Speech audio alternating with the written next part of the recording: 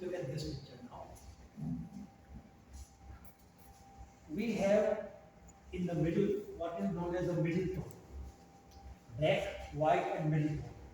Middle tone means in between black and white. So if you were to take an exposure video reading of this area only, then everything will come correct. Black will come black, white will come white, middle tone will come middle tone. But if you take a reading from here or from here, you are going to go wrong unless you know how to adjust your thing properly. So now imagine you are taking a picture from here with your camera. You will of course be taking everything. You will take this plus this, everything will come inside. How do you expect it to give you a correct exposure? The first thing we are taught, I'm sorry to say that, but we are taught wrong. If you want correct exposure, then it has to be metered of a single tone. You either take your exposure from this side, from here, or from here. But you cannot take totally. Whereas our camera, when you point it, it takes hundreds and thousands of colors and tones. Now you might say that look, I have been doing photography for a long time. With my compact camera, I have been taking sceneries and everything has come all right. Okay, so what happens that in nature, all the other reflectivities, green, blue, red, white, all those colors, they average out usually. Sorry, Ronnie, sir. I ordered a tea long back. So just give me 5 minutes break and serve to everybody. Okay, okay. Otherwise it will get called. Sorry. Okay, sure. Thank you very much. So, all the colors, when you mix them, they average out to a middle tone.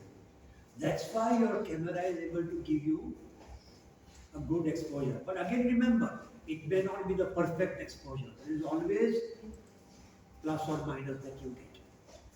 But if you want proper exposures, absolutely proper exposure, then you must learn how to utilize the gray card. Now here is this Kodak gray card, the same thing that you see there.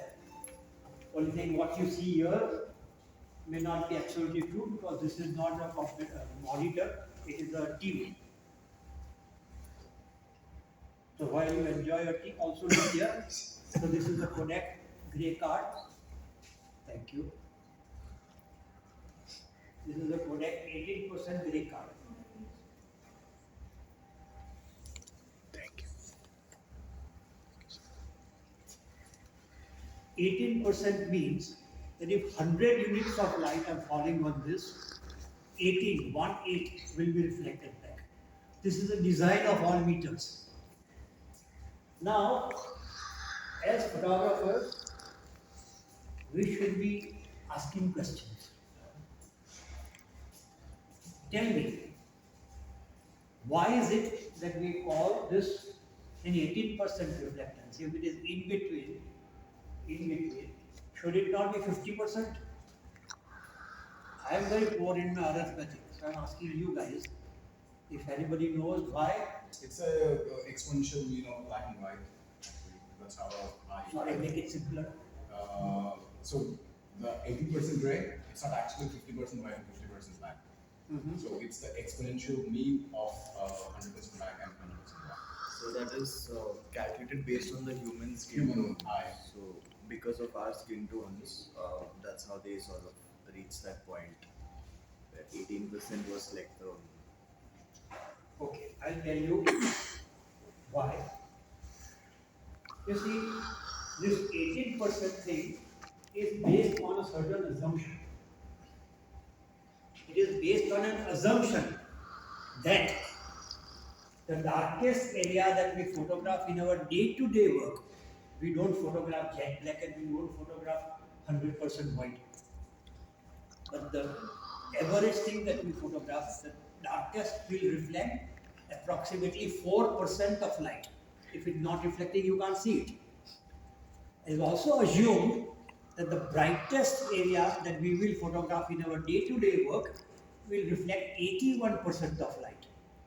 So you might say, what about freshly fallen snow? It definitely reflects more light. So that's why I said it's an assumption.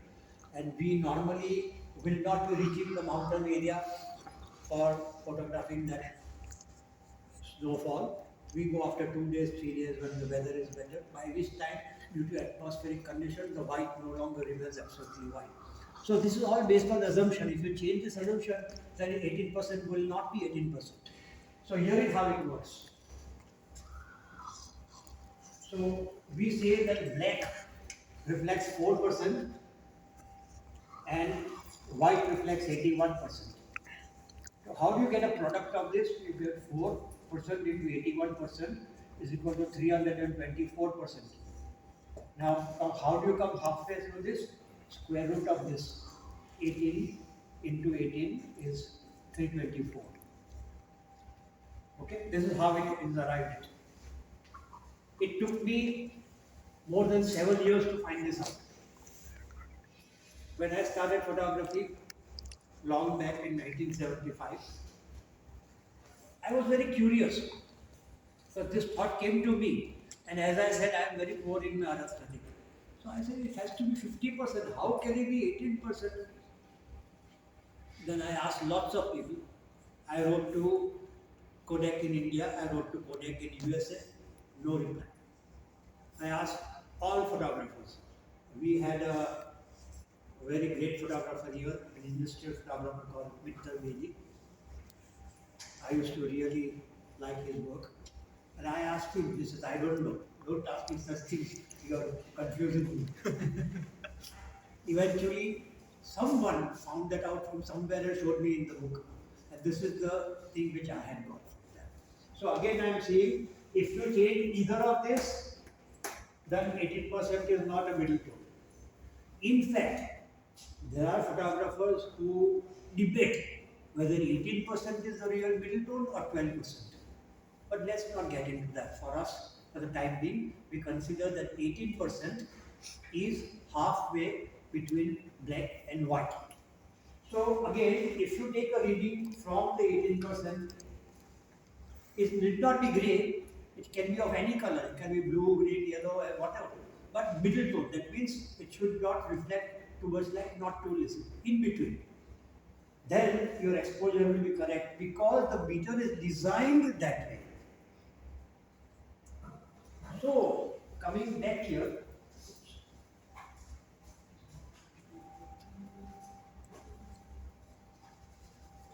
coming back over here, let us say that for some reason you are not able to take the reading from this area. You are able to take the reading only from here, let us say. Again, I say that for correct exposure, you have to have a single tone. You can't join them. But we do, that is wrong.